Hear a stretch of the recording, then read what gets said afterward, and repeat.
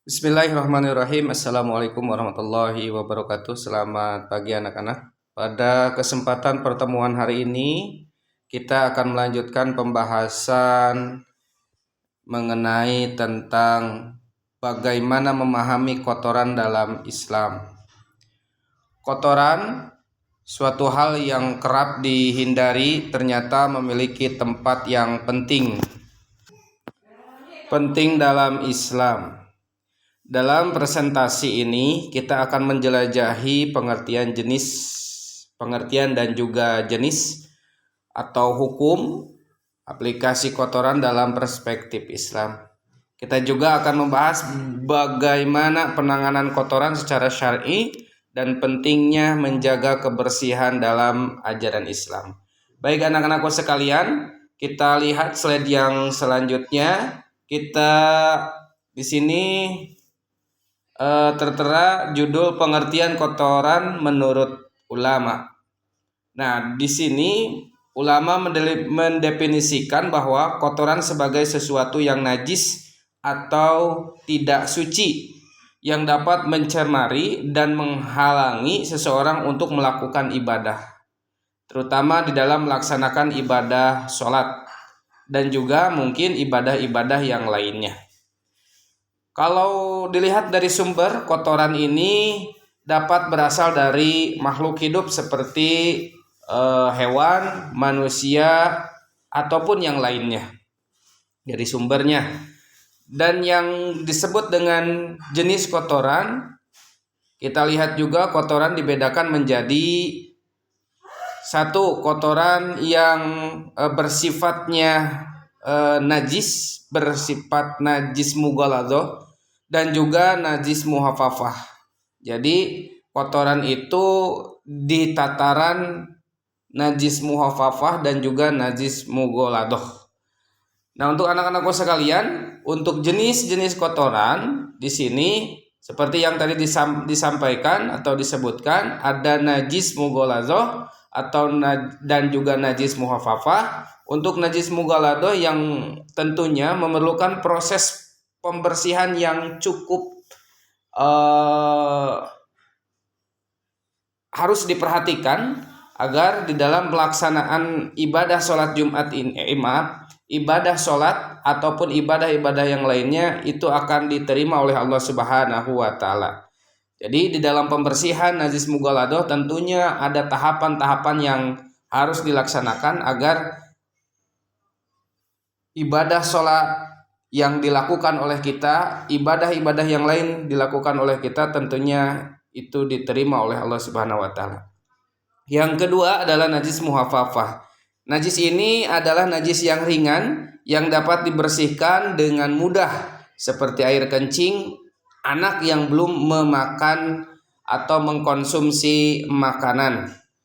Dan hal ini tentunya akan berdampak kepada kita semua jika memang tidak memperhatikan najis ini.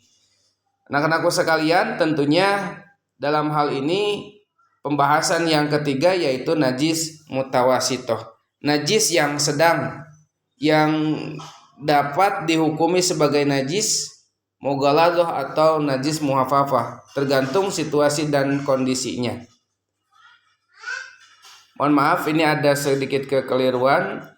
Untuk najis muhaffafah dalam kalimat terakhir yaitu air liur anjing, sebetulnya najis masuk kepada najis mughaladhah. Baik, yang selanjutnya hukum kotoran dalam Islam. Ada haram, ada najis, dan ada suci. Nah, merupakan hal yang dilarang dalam Islam seperti memakan kotoran atau menggunakan kotoran tersebut untuk bersuci. Seperti yang pembelajaran saya sampaikan sebelumnya, bahwa kotoran itu tidak boleh dijadikan sebagai alat untuk bersuci.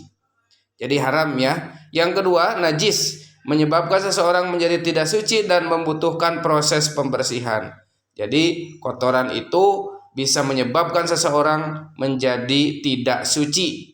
Yang selanjutnya, suci, kondisi seorang atau benda yang bebas dari najis dan siap dan siap untuk melakukan ibadah. Yang selanjutnya, kotoran dalam perspektif Islam atau dalam perspektif fikih, di sini ada sumber-sumbernya. Yang pertama, sumber hukum. Hukum terkait kotoran dalam Islam berasal dari Al-Quran dan Al-Hadis ataupun ijma ulama. Yang kedua, kriteria kotoran. Ulama telah menetapkan kriteria untuk menentukan jenis-jenis kotoran dan hukumnya. Yang ketiga, metode pembersihannya juga dapat dilakukan atau dapat diatur khusus untuk pembersihan kotoran dari berbagai najis. Yang selanjutnya untuk aplikasi hukum kotoran, di sini ada sholat. Kotoran dapat menghalangi seseorang untuk melakukan ibadah sholat, sehingga harus dibersihkan terlebih dahulu. Jadi akan menghalangi ibadah manusia atau kita semua di dalam melaksanakan ibadah sholat, jika memang terdapat kotoran ataupun najis dalam badan kita. Yang kedua adalah puasa. Kotoran yang masuk ke dalam tubuh sebelumnya puasa dapat dibatalkan.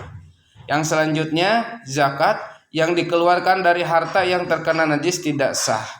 Ini tentunya sebagai salah satu tambahan informasi bagi kalian semua.